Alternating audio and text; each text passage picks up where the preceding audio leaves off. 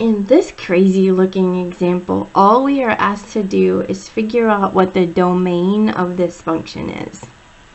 So this one is going to have a little bit of new information in it, okay? So stay with me, and remember you can rewind it if something doesn't make any sense. So figuring out the domain, is there a variable under a square root? Yes, there most definitely is. And is there a variable in the denominator?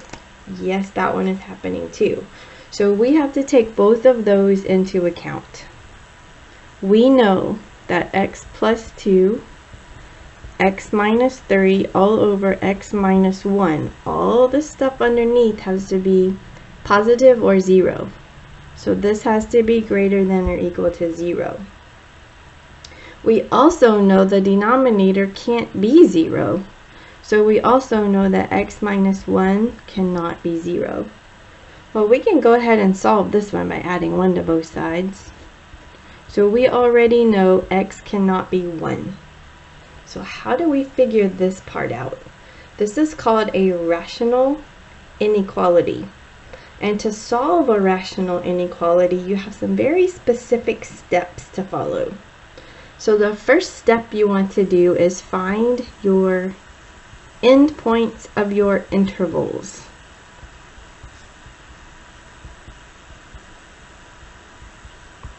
The endpoints of the intervals come from all of these factors. So set all the factors equal to 0 and solve them.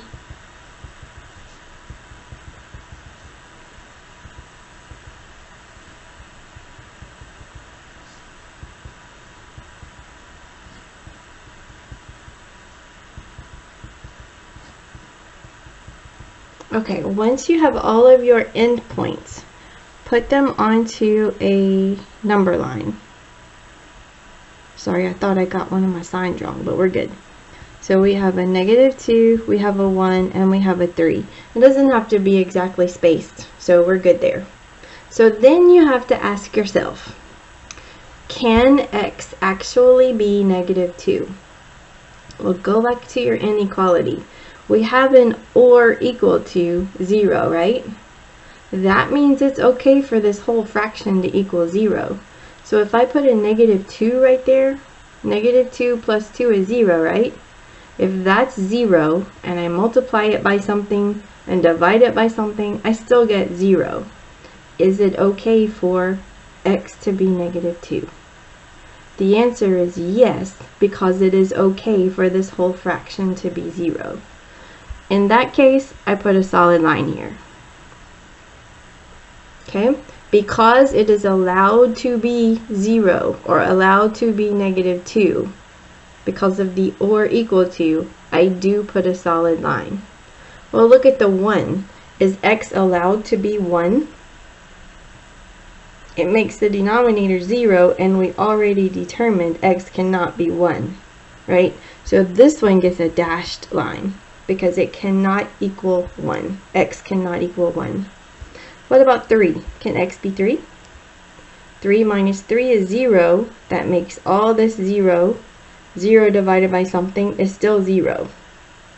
Since we have or equal to, it is okay to be 0. So x can be -2. It could be -3, or positive 3. Okay, after you get your endpoints and determine whether or not x could actually be those values, you need what we call test points.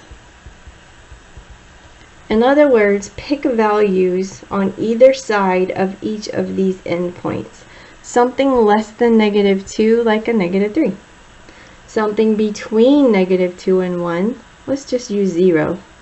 Something between 1 and 3, let's pick a 2. Something greater than 3, let's pick a 4. You're going to need your calculator for this one, because it'll make your life so much better. What you want to do is take your test points and actually test them. So let's store -3. Remember that's negative, oops, I'm still in polar form.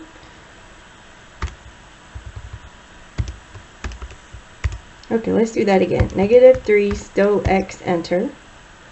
Now we're going to go back to our inequality and type this in. So be really careful, put the whole numerator in parentheses, unless your calculator will stack your fractions. Mine does not, so I have to put lots of parentheses.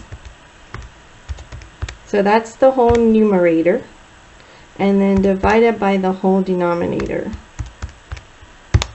Alright, I really don't care what number I get, I just care about the sign. So if I plug in a -3, I get a negative. So what happens if I plug in a 0? Store 0, recall the function, this time I get a positive. Store 2, recall the function, I get a negative. Store 4, recall the function, I get a positive. So what does all this tell us? This is called a sign chart, by the way. What in the world does all this tell us? We'll go back over here. What does this mean? Greater than or equal to 0 means positive or 0, right? Greater than or equal to 0 means positive or 0.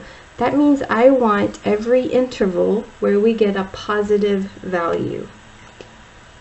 Well, I get a positive value from -2 to 1, including -2, not including 1, and also from 3 to infinity. Believe it or not, you just found the domain of this function. So I did sketch a graph of this using Desmos.com. It's a really good graphing tool, Desmos.com. That's how I got this picture. I graphed this function and I got all of this. I want to see if we really do have this as our domain. Well, look right here. Doesn't it start at -2? And doesn't it look like we have a vertical asymptote right there? So it never actually reaches 1. That's why it doesn't include 1. Then it picks up again at 3 and goes to infinity. So you can see in picture form this exact domain.